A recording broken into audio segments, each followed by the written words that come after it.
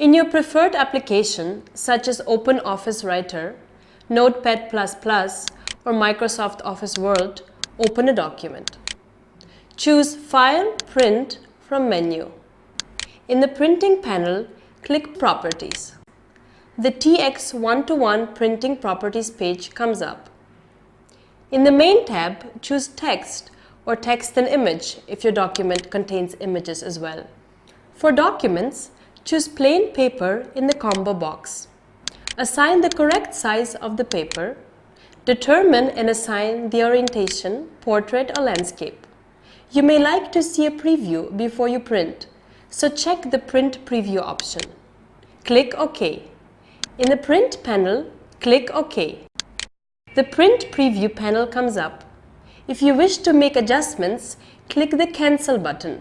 Otherwise, click the Print button to continue printing.